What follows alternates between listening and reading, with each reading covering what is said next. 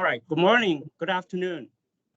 Welcome to the environmental lecture presented by the Environment Group of American Chemical Society Pittsburgh local section. And this lecture is co-sponsored by Calgon Carbon Corporation, a global leader in active carbon products and solutions. And I'm your host, Ron Hong Lin, a member of ACS Pittsburgh local section executive board and chairman of the environmental group.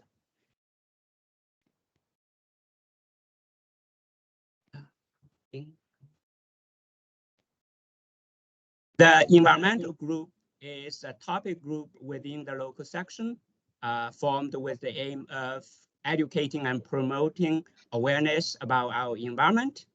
We support various activities, including this environmental lecture series, and which we intend to continue monthly with speakers who are experts and leaders from a wide variety of chemistry and environmental science backgrounds to promote a deep understanding of science, technology, and our environment. Just to let you know that this lecture is being recorded and will be available online later.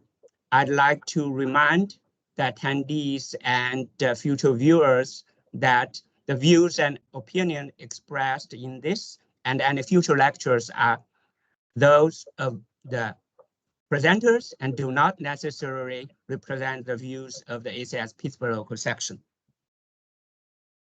Now it's my great pleasure to introduce today's speaker, Dr. R. Paul Philp. Dr. Philp is an emeritus professor of petroleum and environmental forensic geochemistry at the University of Oklahoma. He received his BS degree in 1968 from the University of Aberdeen, Scotland, and a PhD in 1972 and a DS in 1998, both from the University of Sydney, Australia. He was an associate research chemist at UC Berkeley, and later on principal research scientist at Commonwealth Scientific and Industrial Research Organization, or CSIRO, Sydney, Australia, before joining the faculty at the University of Oklahoma in 1984. Dr. Phillips' research interests include petroleum, environmental, and forensic geochemistry, with an emphasis on molecular and isotopic characterization of oils, gases, rock extracts, and contaminants for the purpose of source determination, characterization of depositional environments, maturity, biodegradation, and for correlation purposes. He has published over 400 articles with over 14,000 citations and has presented papers at numerous meetings and conferences. In addition, he has taught several petroleum and environmental geochemistry courses to many companies in Asia, Africa, Australia, and South America. Today, Dr. Phil will discuss environmental forensics, past, present, and future. There will be a Q&A session after the lecture, and you can submit your questions via the chat box, or you can just unmute yourself and speak. So with that, please join me and welcome Dr. Paul Philp. Thank you everyone for joining us today, and I hope you enjoyed the lecture. Dr. Philp, now you can take over and share your screen. Okay.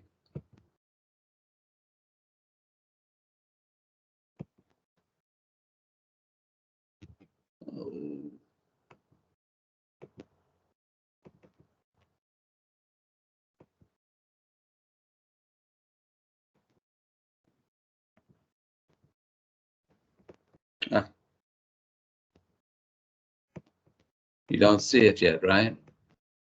Not yet. I'm working on it.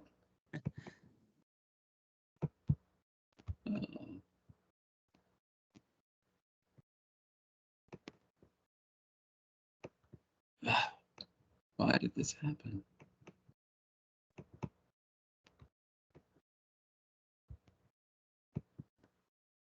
Still not seeing it? Oh, okay.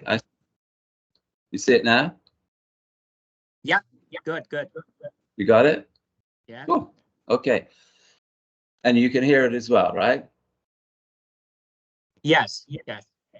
Okay. All right. Well, I was going to say good morning. I'm in Colorado, so that's why I'm saying good morning. I guess it's lunchtime where you guys are. But thank you for asking me to make this presentation. I won't spend much time going into my background, but as he pointed out, I'm an emeritus professor at the University of Oklahoma.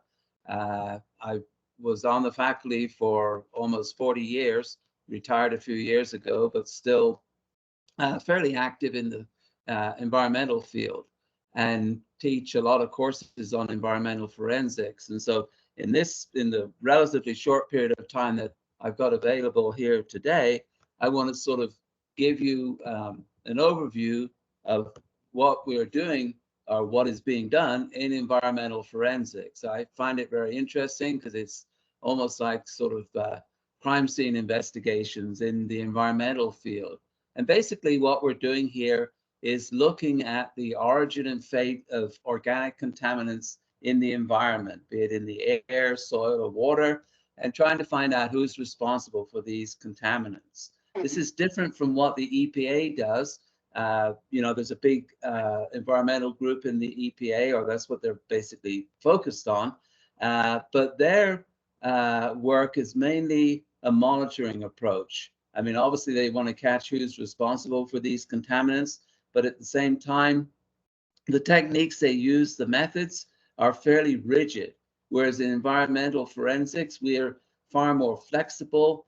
We don't have well-defined methods. We have very good methods, but there's a lot of flexibility involved in the approach. And of course, there are a lot of contaminants out there in the environments. A lot of them, they may not be introduced intentionally. Compounds like the PFAS, NTBE, PBDEs, and things like that, not always being introduced intentionally, but they're on a lot of products that we use, household products. They get disposed in landfills and things like that. And so they ultimately end up in the environment.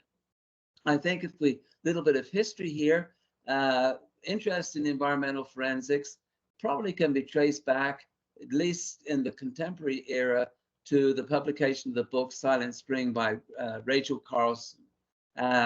She pointed out about the increase in pesticides in the environment, leading to thinning of birds' eggs, particularly the eagles in California, coming directly from the presence of the increase in concentrations of those pesticides. And once that was published, people started becoming more environmentally aware of the contamination in the environment. And at the same time, the late 1960s, early 1970s was a time when there were a lot of advances being made in environmental or in analytical techniques, particularly GC, GCMS, and later we started to see the use of stable isotopes.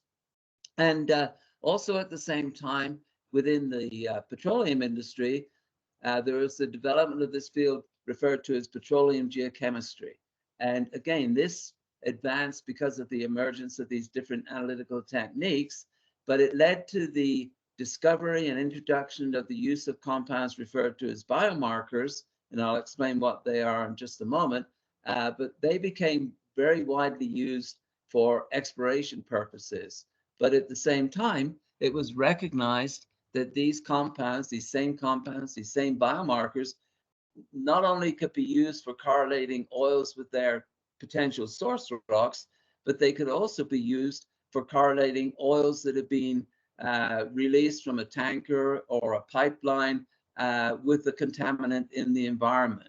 And I think from that point on, there was a significant increase in the number of environmental contaminants that were being discovered and being routinely analyzed by these analytical techniques that were being developed. The major questions that we ask in any forensic investigation are the number of questions are fairly small. You want to know what the compounds are or what the compound is. That's the first thing that you're always looking for, which sometimes is very straightforward. Sometimes it's a little more difficult. Then where did they come from? Did they come from a single source or multiple sources? And what you have to remember here is that in many cases, these contaminants that are being released into the environment are also mixing with the background signature that's there. And we're talking only about organic compounds here. And just think of all the naturally occurring organic compounds that are in the environment that can commingle with these contaminants that are being released. And one thing that we have to do is separate out the fingerprints from the natural sources versus these, if you like, anthropogenic sources. Then we also need to know if these compounds are degrading, because if they're degrading, then the fingerprints or the signatures from the contaminants that you see in the environment can look quite different from what they did when they were originally being released. And that's another question or problem that you have to take into consideration. And then the bottom line of all of this is to take this information and trying to figure out who is responsible for this release of the contaminant into the environment. Some cases that's easy, some cases it's more difficult. And also, just following on from that last comment, some of these contaminants or releases are very easy to see, like an oil spill. It's very clearly visible in the environment. Other cases, you don't see the contaminant. The compounds may be in the vapor phase, in the air, or in indoor air. That's another place where you get contamination. They may be water soluble, so you don't see them in the groundwater or in the subsurface. And some of these compounds may be coming from a single point source. Others may be coming from very diffuse sources, like the PFAS compounds are a big source of interest at the present time. But these compounds are everywhere. But one of the reasons for that is because they're very widely used in a lot of home products, personal products, fast food restaurants, and things like that. So these compounds are ending up everywhere. But every case is basically different and requires a slightly different approach. You're going to use the same techniques, but the way in which you use those techniques may be somewhat different. And you also have to remember that some of these contaminants may have been in the ground for 70, 80, or maybe 100 years and have undergone quite extensive degradation. Think about the coal tar deposits in industrial areas, probably like Pittsburgh or on the East Coast. A lot of coal tar deposits there from almost 100 years ago, or maybe more. DDT off the coast of California was dumped there back in the 1950s and was recently rediscovered, causing environmental problems there, still causing environmental problems. So in addition to all the analytical work that we do, you also have to do a lot of background or gather a lot of background and historical information, utilize aerial photos, satellite photos, and things like that. So it becomes a very comprehensive study, any of these cases that we're talking about. And obviously we can't cover all of that today. I can just sort of highlight some of these things. But typically any of these investigations will start off with some form of fingerprinting, typically gas chromatography. That's the basic doorway into these investigations. And this may give, hopefully will give some indication of what the nature of the contaminant is and whether or not it's been weathered. And by weathering here, we mean biodegradation, water washing, or evaporation. Those are the three major sources of weathering of these organic contaminants. And as I mentioned earlier, all of these processes can change the characteristics of the contaminant, resulting in a totally different fingerprint from the original product that was released. And if you have, with the groundwater contamination cases, if you have a single component, say MTBE or PCE, something like that, there are a whole lot of additional problems that you have to take into consideration, which I'll touch on a little bit just later on. The techniques, as I said, they're pretty standard these days. They're summarized here, quite a wide variety, but basically you've got some form of chromatography and some form of mass spectrometry. And in addition, now the stable isotopes are playing a much greater role in environmental forensics. Not going to go into all of these techniques, but that'll just give you an idea of the sort of things that we might be doing in any of these cases. And these are the same techniques that the EPA use, but we just tend to use them in a different sort of way. And we don't have to, or we don't adhere to these rigid analytical conditions that the EPA methods do. We don't have fixed detection limits. We don't have any list of target compounds. We may find that a compound that's just there in trace amounts becomes very important in being able to distinguish between two sources of contaminants. And, pictures like this, you've seen a lot of these in the past. Obviously, this is an environmental disaster here. And so another thing that's done is just not necessarily in a case like this, you're not necessarily going to pin down all the sources, but you're going to look at the impact of these compounds on the environment. Oil spills, of course, major environmental disasters. This was the first major tanker that ran aground back in 1967. This was off the coast of Cornwall, actually, where I was growing up at the time. This spill, if you quickly read what's at the bottom there, this spill was about 3 times the size of the Exxon Valdez spill. And very little information was available at the time about how to clean up a spill of this nature, of this size. And in the early days of this spill, as you see at the bottom there, they were trying to remove the oil by burning it. They were bombing the tanker. They were using napalm, gasoline to pour on the oil to get it to burn. Wasn't very successful. This is off the south coast of Cornwall. And a lot of this oil drifted across the coast or across the channel to the coast of France, and they got rather excited about it, and a lot of political problems as well as the natural problems. The Exxon Valdez, here's another big spill that I'm sure you're familiar with. This was back in 1989. Tremendous amount of forensic work done on this spill. A lot of good analytical chemistry came out of it. Techniques were developed, methods developed, which are still being used today. But what's of interest and worth mentioning here is that you see on the right-hand side that they were using steam cleaning or high-pressure steam to remove the oil from some of the beaches. The beaches in Alaska are pretty rocky, and they got the beaches clean, as you see on this slide up the top left. This is a beach that appeared to be cleaned up in 1989. The release was in 1989 as well. Looks very clean, but look in the bottom right. That's a beach up in Alaska where a lot of oil was accumulated. This is what it looked like in 2018. This is like 20 years later, and there's still oil that's there, and it's still there today and will be there for quite a long time, degrading naturally. And it seems that almost every decade, there's some environmental hot button that comes along. We had our DDT and pesticides in the 60s, oil spills, and a lot of these are still going on today, but this is when they sort of seem to peak in the literature.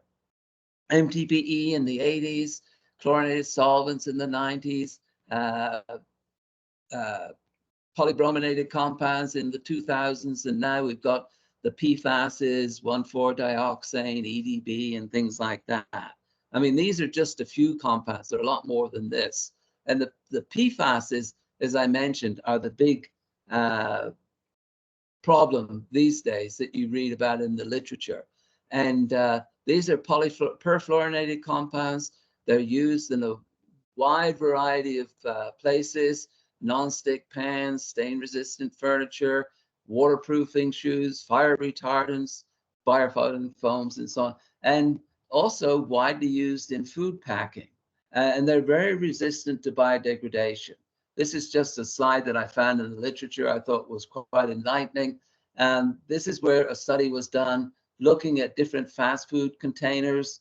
And you see there that in like those numbers, the percent numbers, what that's saying is that in the first one on the left-hand side, that in 56% of, I guess those are taco containers or wrappers, 56% of those contain these PFAS compounds. The paper cups they looked at, they didn't have any, but McDonald's French fry holders, 20%, and so on. So a significant amount of food containers contain these compounds, and they're in a wide variety of other sources as well. Okay, so that's enough of the little background and history, but let's get down to reality and see some of the problems that we encounter. As I mentioned before, once a release occurs and gets into the environment, then it could very easily mix in with either many other chemical products or the actual background in the environment. Can you see my cursor? Yeah, okay. So this is supposed, I mean, this is obviously a cartoon. This is supposed to be a river. What it's pointing out is if there's a release from some of these storage tanks over here into this, this river, then you've got the background from the plant material. You may have a jetty here that's got pilings with creosote on it. All of these things could end up being mixed together. And from a forensic point of view, we have to basically factor out these other contributions from the major contaminant source that was going into this river. And there are various things that we can do, various compounds that we can use, because there are certain compounds that we can associate with different background materials. For example, I won't go through all of this, but if you've got plant material, plant debris, then you have waxes on that debris, naturally occurring waxes. Those waxes contain normal alkanes that have a very pronounced odd over even distribution of normal alkanes. They contain stearines as well.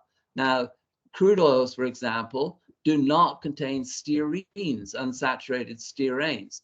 Crude oils only contain stearanes. So if you start finding stearines in your soil extracts, then you know you're looking at the plant debris. If you find stearanes, you're looking at crude oil material. And so we can eliminate different sources like that.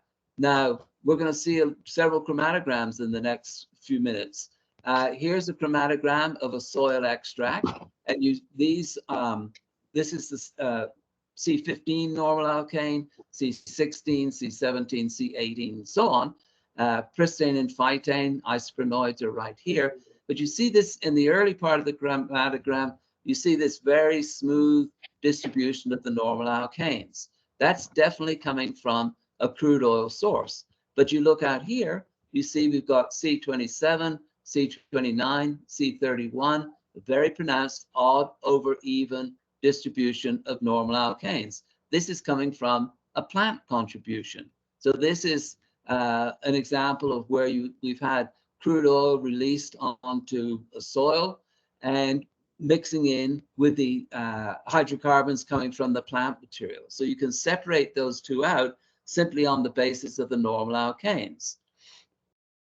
Fingerprints of other commonly occurring contaminants are shown here. This is obviously not the complete set, but just a few of them. But you see, with some experience and knowledge of what to expect, it's pretty easy to distinguish gasoline, say, from condensate, condensate from jet fuel and diesel and so on. They have different distribution of hydrocarbons. These are all hydrocarbons. These are just the gas chromatograms.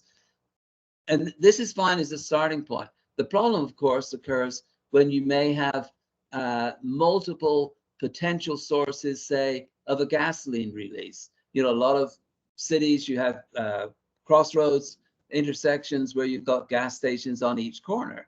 And there could be a gasoline release there. well, which one was responsible? You look at the chromatograms, they may all look identical, because it could turn out that all of the gasoline for those 4 gas stations has come from the same distribution point.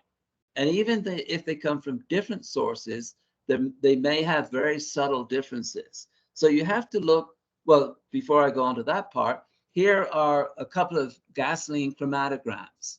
And peak 24, for example, is toluene. These are xylenes. These are trimethylbenzenes. These are naphthalenes right at the end here. And now these two are not identical, but they're similar in terms of the distribution of compounds there. A big difference is that this gasoline, the one at the top, peak number 10 is MTBE. These are obviously older gasolines, but this gasoline has MTBE. Peak 10 is missing from this one. No MTBE in this gasoline. Very easy to distinguish those two. But in other cases, you may be looking for more subtle differences. All gasolines are going to contain alkylates, C8 compounds, which are branch compounds. The most common alkylate in gasoline is this 2,2,4-trimethylpentane. That's the compound that's got the ring around it over here. And these compounds, of course, are added to gasoline as octane boosters. And the distribution of alkylates that you see in different gasolines will depend upon where the gasoline is being produced, whether or not, or what type of alkylate production facility that particular refinery has, and how they've decided to blend the alkylates into the gasoline to adjust the octane rating to get it up to 85 or 96, whatever it is they're trying to do. Because you can adjust the alkylate in many different ways. You can have 2 gasolines which have exactly the same alkylate rating, but have a totally different distribution of alkylates and other compounds that are being added to adjust the alkylate rating. So again, a background knowledge of how these gasolines get their alkylate number can be very useful in distinguishing samples. Crude oils are a little more interesting in some ways, because crude oils, you can think of these as having their own sort of DNA fingerprint. Maybe not quite as specific as human DNA, but it's based on the concept of biomarkers. And these are compounds that are present in gasolines that are derived from functionalized compounds that were present in the original source material deposited in the environment hundreds of millions of years ago. And the biomarkers that we look at are hydrocarbons that are derived from these functionalized compounds. Let me go to this one first. So this is what we mean by a biomarker. We get sterols in the source materials for the crude oils. When these sterols are deposited in the environment, then they become a stearine. We know the type of source material a certain sterol is associated with, and so then we can say where this stearine came from, what type of source material the stearine came from. And we have a whole lot of families of biomarkers that have been developed by the petroleum chemists, and now we can use in the environmental areas. And the fingerprints from these biomarkers become very powerful tools for correlating, well, in the petroleum industry, oils with source rocks, in the environmental industry, correlating spilled oils with potential sources. Let me just go back to that one that I skipped over. Crude oils, very complex mixtures, of course. This is a crude oil. These are got the homologous series of normal alkanes. There are a lot of compounds in this early region of the chromatogram, which are compounds ranging from, well, basically from ethane out to about the C10 region. But we know what all of these compounds are. Of course, they're relatively volatile. So once an oil has been sitting around for any length of time, a lot of these compounds, the early eluting compounds, will disappear. But the semi-volatile compounds above C10 will remain. And these, on this slide, these are other families of biomarkers that we can use for correlating crude oils with spilt crude oils. I'm just, again, we don't have time to go into this in detail. This is just one example. These are all terpenes. These are tricyclic and pentacyclic terpenes, which elute in this region of the chromatogram. This is around C17 again. This is extending out to about C40. But we know what all of these compounds are, but in an environmental context, we just use this as a fingerprint. And if two oils have a similar terpene fingerprint, we're going to say, in all probability, they're related to each other, derived from the same source. These are stearanes. Again, very complex mixture of stearanes in crude oils, but very specific because these are coming from certain types of source materials. But it's another fingerprint that we can use. And on this slide, what I'm doing are showing the terpenes and the stearanes from 3 different crude oils. This is one crude, second crude, third crude. And I mean, obviously I picked the samples so they look that are very different so that you can see the extended differences that we might see between different crude oils. And none of these 3 would be related to each other. And again, we know from a petroleum perspective what all of these compounds are, and they provide a lot of information on the history of the oil. But from an environmental context, all we need to do is use these fingerprints for correlation purposes. And then here, when oils biodegrade, they lose the normal alkanes. And so here's a non-degraded oil, here's a heavily degraded oil, just the gas chromatograms. You look at those 2, they look, obviously they look totally different. And there's no way, based on those gas chromatograms, that you can say those 2 samples are related to each other. But if we look at the terpenes and the stearanes for those 2 samples, here's the non-degraded oil, here's the degraded oil.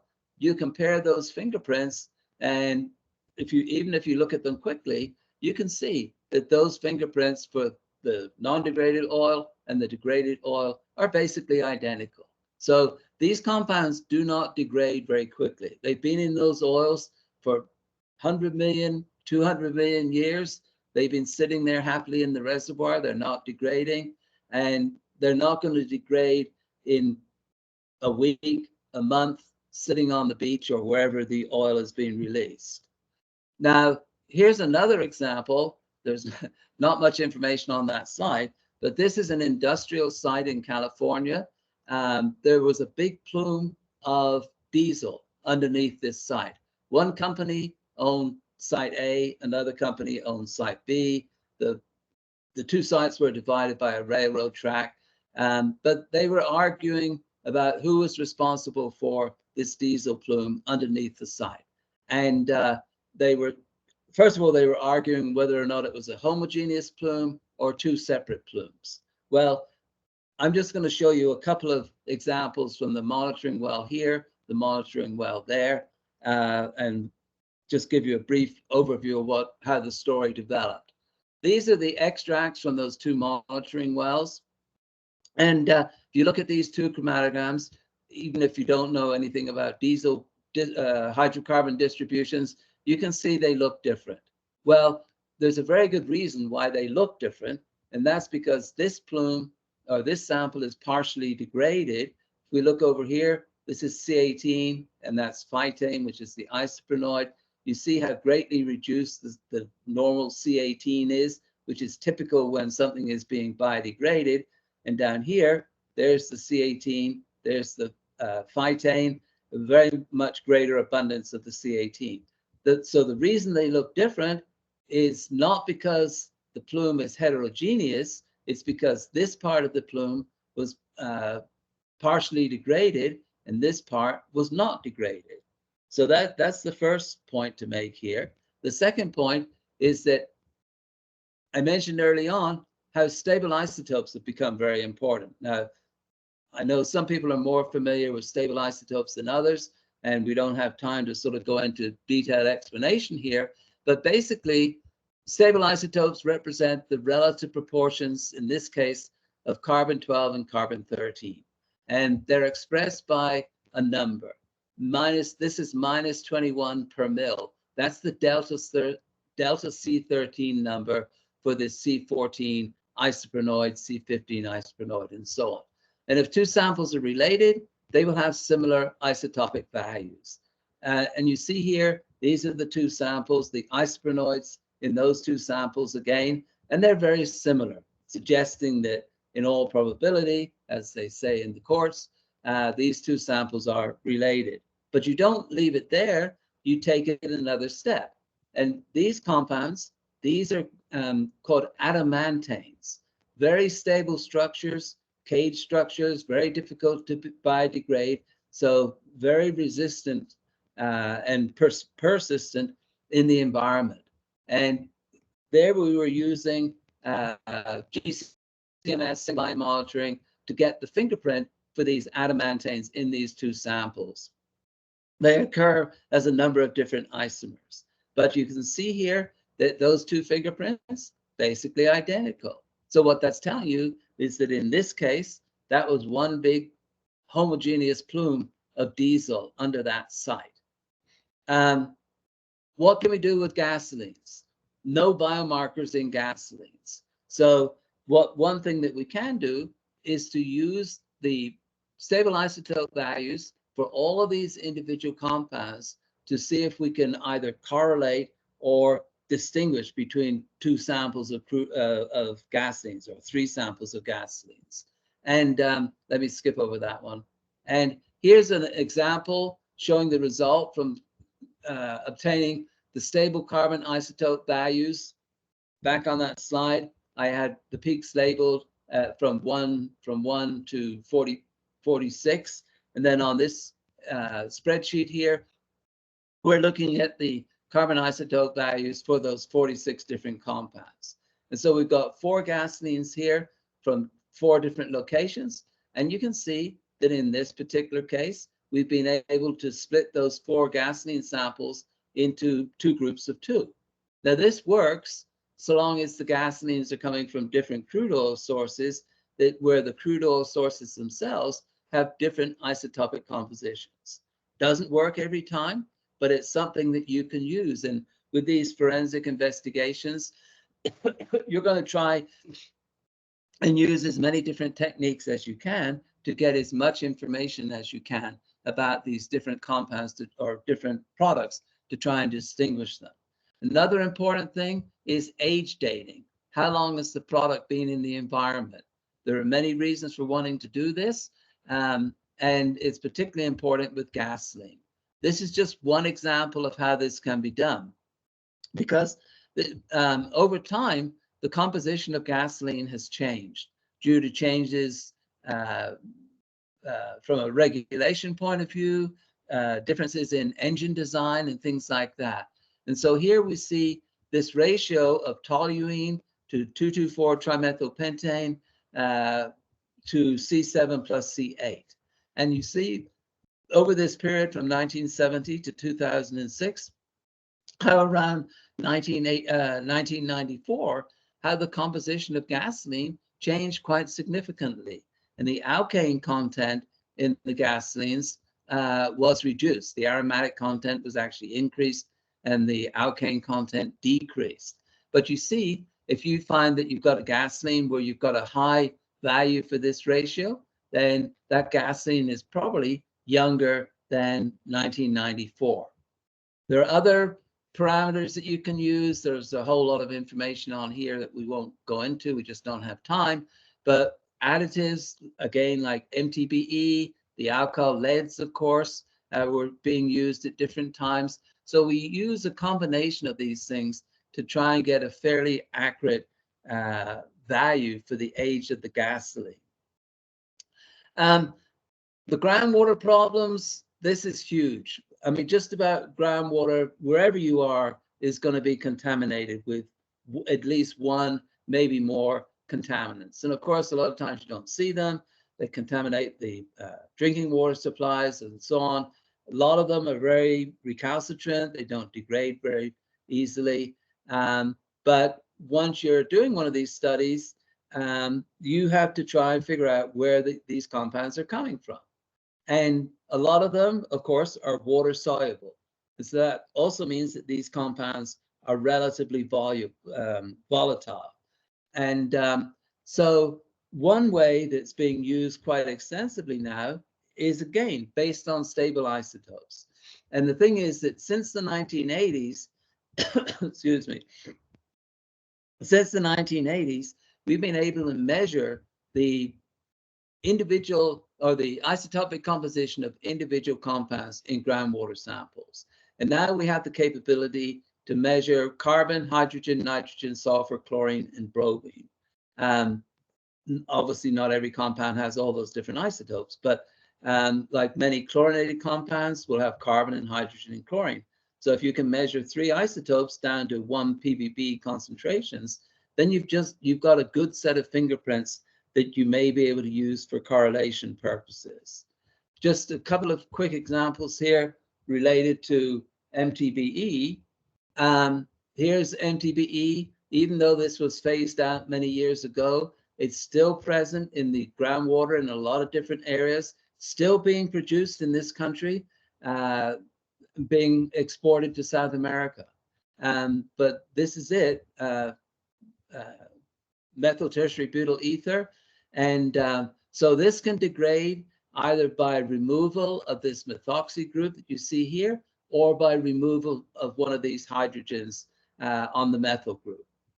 And it depends the conditions of the environment where the MTBE is present. But this is an old map or old diagram, which is, I think, pretty interesting. This is a site at Lake Tahoe. Back in the late 1990s, there were big MTBE releases there. And this is one gas station. There's a drinking water well right here. This well was pumping drinking water, and the MTBE that was released from that gas station was basically being sucked over to this well and then contaminating the groundwater. They realized the groundwater was contaminated, the drinking water was contaminated. They stopped pumping, and then that MTBE started moving in the direction of the groundwater, the direction of the groundwater, where it encountered MTBE from another well, another gas station that had a release. So these two plumes commingled with each other, and then the forensic people working on this case had to basically figure out how much MTBE was coming from this site, how much MTBE was coming from that site using stable isotopes. Here's another quick example. This is a gas station in California, believe it or not, but these numbers are stable isotope numbers for the MTBE in these monitoring wells. And typically, MTBE will have an isotope value of around -28. Here you see a value of +38. Now, when compounds degrade, they become isotopically heavier, the numbers become more positive. So what that's telling you is that the MTBE in this region of the site is very, very heavily biodegraded. It's not degraded here at the leading edge of the plume. It's degraded in the middle of the plume. And with the MTBE studies, a lot of emphasis these days is placed on the extent of biodegradation, which you can follow through these stable isotope values. This is the same site, but basically, if you look at the color coding over here, you can see that it's estimated that in this area, over 95% of the MTBE has degraded, whereas at the leading edge of the plume, very little of the MTBE has degraded. I'm checking the time here. I just want to keep going, try to get through most of this. Now, chlorinated compounds in the groundwater, another big issue, far more complex than MTBE. But these chlorinated solvents like PCE, TCE, and so on, not only do they occur as the original compounds, but they undergo degradation. And when they degrade, they will end up forming, well, if we start off with PCE, that'll end up degrading to TCE, to the dichloroethanes, vinyl chloride, ethylene, and so on. You can end up with a very, very complex mixture of these compounds. And stable isotopes is the main tool that's used to unravel the source, to try and unravel the source of these compounds. And a couple of examples here. This is a site where there was a plume of PCE moving down towards this river. And there was a dry cleaner here that was thought to be responsible for that. And they put in a series of wells, monitoring wells right across here, and another series of wells down by the river. And used the stable isotopes to monitor the PCE. This is the results from the series of wells close to the dry cleaner facility. And that was very interesting because initially the dry cleaner was being blamed for everything. But once they got these isotope values for the PCE close to the dry cleaner, what was found was that there were, if you like, 3 distinct zones. One zone where the PCE had an isotope value of around -33, one area -27, one area -25. None of that is due to any degradation. So you can see that now the lawyers for the dry cleaner suddenly have a great opportunity here, because now it appears that maybe not all of that PCE was coming from the dry cleaner. Maybe there's another source there, or maybe 2 or 3 sources. Maybe somebody's dumped some PCE there. You know, all sorts of explanations that could lessen the amount of blame that's being placed on the dry cleaner. So you don't always get a perfect answer, but at least you can get some additional information. And then I think I've got a few more minutes left here. I've almost finished. But chloroform, this was a really interesting example. You know, chloroform, this was a study in Europe, a case in Europe. They found chloroform in some drinking water. And of course, the first solution is to blame some industrial source. But here what happened, and I'll just have to make this short, but basically they discovered the chloroform wasn't coming from, that was in this particular drinking water source, wasn't coming from an industrial source. It was coming from a natural source under a pine forest. And it turns out that a lot of chloroform is formed naturally underneath pine forests. And its isotopically is very different. The chloroform that you find under pine forests has a value between -13 to -27. Naturally occurring, or not naturally, industrial produced chloroform has an isotope value of -43 to -64. So that was a very interesting example and made people aware of another source of chloroform. And also, as an aside, termites produce tremendous amounts of chloroform. 15% of total global emissions of chloroform actually come from termites.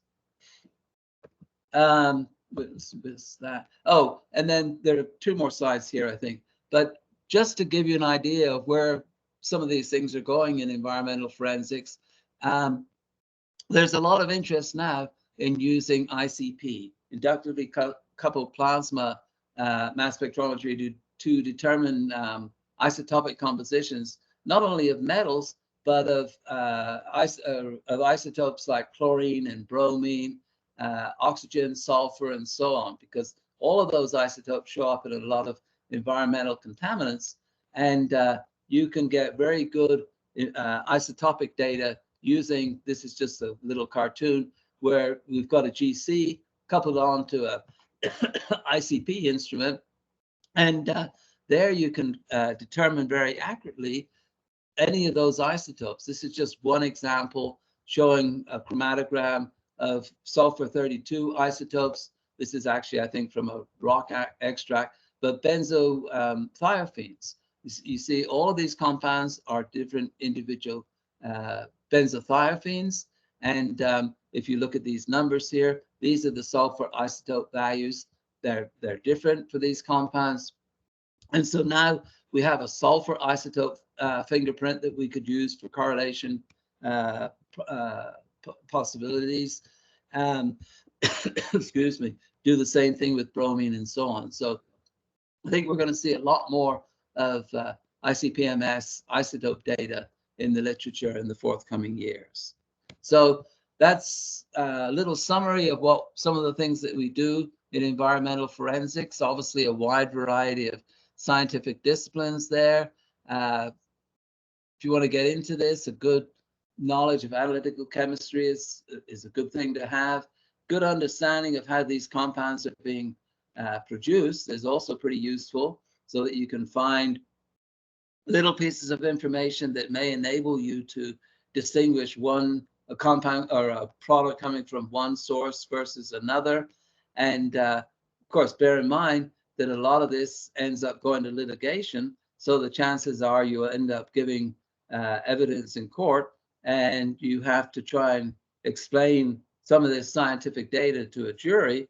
And remember, a lot of juries are comprised of people that just didn't have a good excuse to get out of jury duty, and probably have not got much more than a high school education and wouldn't have a clue what a stable isotope is. So try imagining explaining that to them in a few words. So I'll leave you with that. Hopefully it's given you some information and ideas of what we do, and found it of some interest. Should I leave my screen? I guess I should. Thank you, Dr. Phil. We have time for a few questions.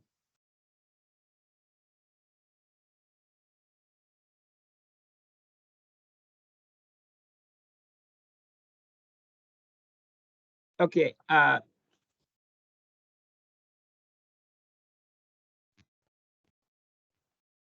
you hear me? Yes. Okay. Yes. I pressed the wrong button. Yeah, so you touch base on the biomarkers, okay? So how were the biomarkers selected? Like if we don't know the compounds, there's unknown compounds in the mixture, and how do we select the biomarkers? And what are some of the criteria for this selection? Well, it's sort of very interesting the way that this all evolved, because again, this started back in the 1970s, and a lot of the early work was done mainly by oil companies, primarily by Chevron in the US and BP in England, and a small number of academic groups. And basically, it's also tied in with studies that were done on, and this may sound weird, but studies that were done on lunar samples and Precambrian samples, where people were looking for compounds that were thought to be markers for indicators of life. And they started finding stearanes, for example, and terpenes in these very old rocks. And they were identifying what these compounds were, but then some of these compounds were being found in crude oils. And so once we got an idea of what some of these compounds might be in the oils, then those sort of families of compounds expanded into other families of compounds. And over time, we sort of built up large groups of compounds that we could actually associate with different living sources of organic matter, and then figure out what the precursors of those compounds were. I mean, obviously in the case of stearanes, it was fairly easy. You know, you see a stearane structure, and then you know that that structure is coming from a sterol. And then there's a lot of natural product literature that tells you what different sterols, what sources of organic matter different sterols are associated with. And so you start putting this together and building up this, if you like, family of biomarkers, build up these families of biomarkers that you can use. And, you know, that started, as I said, well, it actually started, I've left out an important step here, because a very famous German chemist, a guy called Alfred Tribes, back in the 1930s, discovered the structure. He discovered the structure of chlorophyll, and he then figured out that in crude oils there were compounds called porphyrins, and he figured out that porphyrins have very similar structures to chlorophyll, and he made that relationship between those structures, And that was really the very first biomarker that was ever discovered. And then he did that using very classical chemical techniques. And then once the GCMS came along, it was much easier to detect and identify these other compounds. All right. You show one example that in California, there's two sites, A and B, and it turned out one side there's a biodegradation, right? And the other side is not. So with this kind of information, is it possible to better understand like the biodegradation mechanism, why that happened in one side but not in the other side? Yeah, in a lot of cases it is, because I mean, none of these plumes are necessarily homogeneous, and there's variation in the subsurface, primarily in terms of the oxygen content, the redox potential, and some parts of the plume may be very highly reducing, other parts very highly oxidizing, and that's going to be one of the prime factors that will determine the rate of degradation. And it's all, when you've got a hydrocarbon product like diesel or crude oil, the compounds that go first are always the normal alkanes, and they degrade most rapidly under oxic conditions. So that part of the plume was highly oxic. The other part was more anoxic, making it slowing down the rate of degradation. So from your presentation, it seems like the analytical chemistry, especially the instrumentation, will continue to play a critical role in this field, like ICP mass spec, GC mass spec, and others. But recently, like we know, the AI and machine learning is a very hot topic. Like everyone is now talking about this. So what's your perspective on the role of AI and machine learning which will play in this field? Well, yeah, it's sort of interesting to see if it's going. I mean, I'm sure it'll play a role somehow or other. But I mean, I think even if it does play a role, we're still going to have to check the data, because, you know, the data, as I said at the end there, a lot of these cases go to litigation. I mean, a lot of them are settled out of court as well. But I think, you know, if you just depend upon the sort of AI view of reaching a conclusion, you could be wrong. I mean, you may be right as well, but I think you're going to still need that human impact to decide, or input to determine whether or not you really have reached the right conclusion. I mean, maybe it'll reach the point where people become so confident in it that they don't bother to do that anymore. I don't think that'll be in my lifetime. But again, I guess you're also going to run into the situation where people are going to use AI and just make a totally incorrect interpretation and say that it's correct. I think there's a lot of room for fraud or misinterpretation there. So I don't know. I think you just have to be cautious. Right. Yeah. All right. It's 1 p.m. now. I think it's time to close this lecture, and let's thank our speaker again, Dr. Philip. Thank you very much. Very nice talk and very nice discussion. Thank you. All right. Thanks very much. All right. Thank you, everyone, for joining today. Thank you. Bye-bye. Have a good day. Bye. Thanks. Bye-bye. Bye.